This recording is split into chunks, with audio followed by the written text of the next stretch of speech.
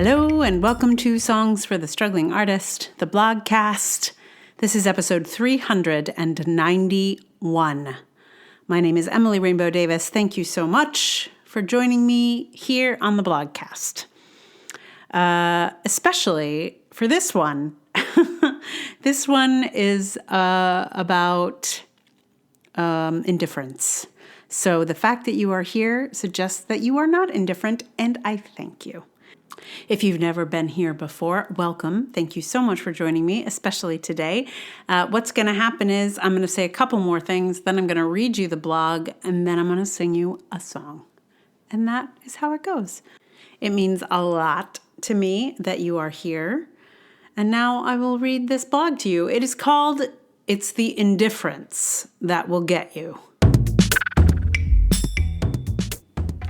There's not nearly as much criticism as I expected in this artist's life. When I got started, I really thought people would be lining up to tell me what was wrong with my work all the time. I think it's what a lot of people are afraid of when it comes to sharing their creations. What are people going to say? I know now that the thing people are most likely going to say is nothing. I want to be clear that I'm not asking for criticism.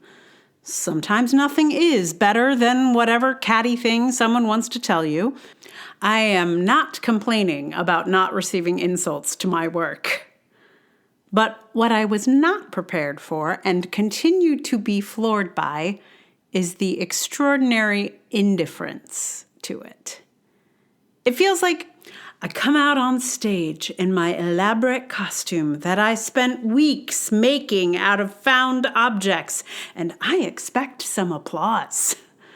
I've just made a grand entrance. But not only do I not get applause or boos, the crowd doesn't even stop talking. So I stand there, awkwardly, in my egg carton gown, trying to work out what I should do. No one is particularly interested in me or this costume or the incredible character development I did for this moment. I try a little dance. I sing a little song. I try everything I can think of. And maybe one person in the back starts to get it, which is great. But then the hour we paid for in this theater is up, and I've got to get off the stage. Most of my creative life feels like this these days. And partly that's because I'm mostly in online spaces where the rewards are slow and fewer.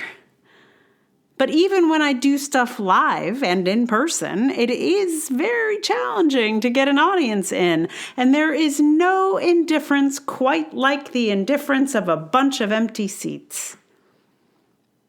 No one ever tells me they think my work is shit. I haven't had a bad review since the Scotsman tore my clown show to pieces at the Edinburgh Fringe. I believe the reviewer called me, or the show, a dead frog on the road. Or maybe a dead toad on the road, if they were going for a rhyme. But at least that reviewer from the Scotsman showed up. She was literally the only one at that show. Our team ran around the building begging anyone they could find to come in and watch it with the reviewer. I think they found one additional audience member for that show.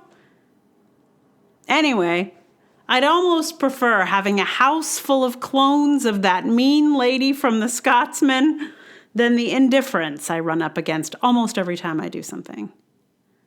At least the dead frog lady sat there and endured me, even if she hated it.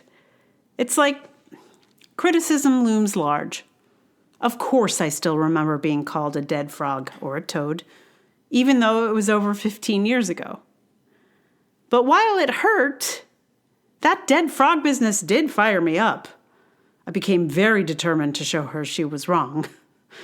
There's something to push against with criticism. Indifference gives you absolutely nothing. It hurts too, but in a deflating way. It's not sharp. Just makes you want to lie down in the road like a frog and never make anything again. In a digital space, it's just a moment to be endured. When I launched the second season of The Dragoning a couple of years ago, after building up the release for weeks, it had 0 listens for over a day and a half. It felt like birthing a baby after 9 months of growing it and discovering it was just a handful of lint. All that pushing for a handful of lint? It was very disappointing. But a year later, we'd gone to 21 in the charts in Russia, 27 in Sweden, and 85 here in the US and also New Zealand. So the initial indifference starts to fade if you have something that continues to grow. But not everything does, particularly not the live performing arts. And it doesn't necessarily help the next time you present your work to the world and find that there is no response. The effect is worse when the project is big and you put in a lot of time and effort. At this point, almost everyone knows what it's like to put up a pithy little post on social media and have it go nowhere. Or to have it blow up. It's just a little thought you had, and you put it up, and depending on which way the algorithm is blowing, you will get a response or not. Your little remark can live or die based on who the algorithm shows it to and when. The thing is, things like an audio drama that take months of work and over a dozen people to come to fruition show up on that same landscape. The way the internet flattens everything, a tweet is equivalent to a whole show. And tweets often do better than whole shows. If we were doing things for rewards, it makes no sense to create anything that takes any serious labor. It is easier to tweet than to write and record a song. And a lot more people will read your tweet than listen to your song or your podcast or watch your movie or come to your play or dance or any of it.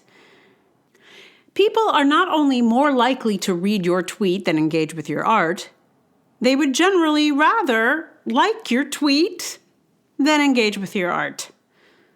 Sometimes I can feel people praying I will not compel them to deal with my art. There's an undercurrent of, please don't make me read your blog, or listen to your music, or listen to your podcast, or watch your video, or whatever it is. And those of us who are stubborn just go on and make things anyway, hoping to contribute something to the world, to express something we feel is important, or just continue to make art. Even though no one is asking for it, and some are actively hoping we won't make them look at it, we make it anyway. And then, inevitably, that art is met with indifference. No one calls us dead frogs in the road, but still, we feel like a dead frog in the road because no one even came out to look at us. In my experience, most people express a gladness that I continue to create. But, with some very notable exceptions, thank you, they just aren't that interested in the creations. I have people I feel this way about too, so I understand it. It just feels lousy. It makes it hard to motivate making anything more complex than a tweet. And the thing of it is, I think we really need art that is more complex than a tweet. I think this is really damn important. It doesn't have to be my work that you engage with, but please engage with someone's art, especially the indie ones who are getting so little positive feedback. Go see someone's something. Find something nice to say about it, even if you hate it. Or don't, and just go. I had a friend come see a show recently, and they said, it was so... And they just trailed off. That was all. I know they did not like it. That's okay. They came. They weren't indifferent to me or my work. They didn't call me a dead frog in the road. I actually call that a win. So the picture that I found for this one is this adorable grumpy toad Looks like he's sitting on a sidewalk, not a road, but still, it's very cute. If you don't see that in your podcast app, you can go to artiststruggle.wordpress.com and you'll find it connected to this blog. This post was inspired by the very discouraging numbers when I first launched the new audio drama, which is called The Defense. Please check it out if you're interested. We got like no numbers. It's partly like you try and build it up because that's a thing you can market. You could be like, we launch. I can't remember what the date was. February 8th, I believe it was. We launched February 8th. Everybody get ready. And of course, nobody treats podcasts like that. Nobody's like sitting on the edge of their seat going like, gosh, I can't wait for it to be February 8th so I can hear that podcast. Like, no one's doing that. They're like listening to it when they can, when it's on their, when they're like on their phone looking for something to listen to. It happens later. There's a delay. And I understand. But the first like 48 hours, just brutal. And I think it's different for like a show like The Defense or The Dragoning, in that like it just doesn't have it. This show has a weekly experience, right, where people are like, oh, it's Monday, I can listen to songs for the struggling artist, and thank you if that is your response. Thank you, and thank you again. But even this show, I don't get a lot of listens in the first week of a show's release. It's usually somewhere between 13 and 31 at this point. And 31 is like, ooh, that one did well. But they build up. And at the moment, we are approaching, is this right? I think there are like 20,500 listens on this thing. So it adds up. And there are episodes that, have hundreds of listens. And some of them just have a few.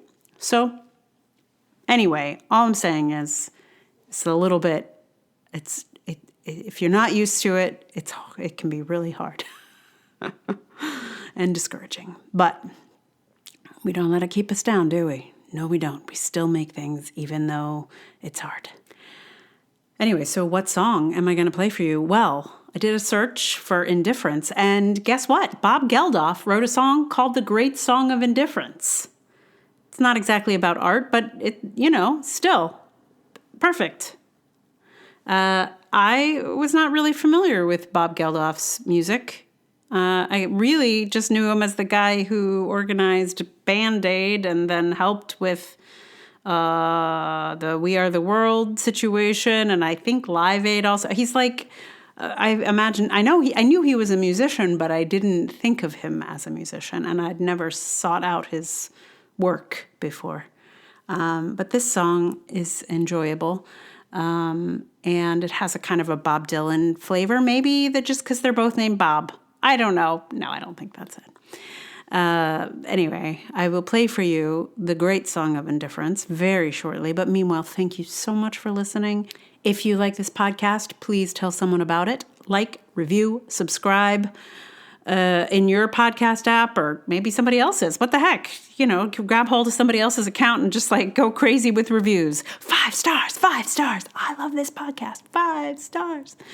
Or you could, if you felt like contributing with money, patreon.com/Emily R. Davis is the hotspot, but there's also Ko-fi, there's PayPal.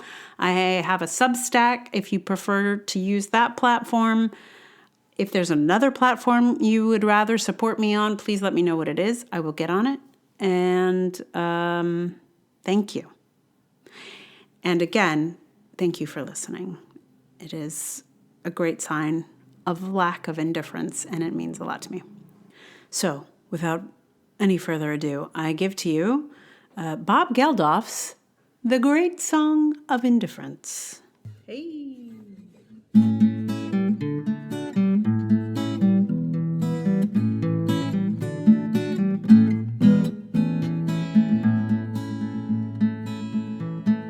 I don't mind if you go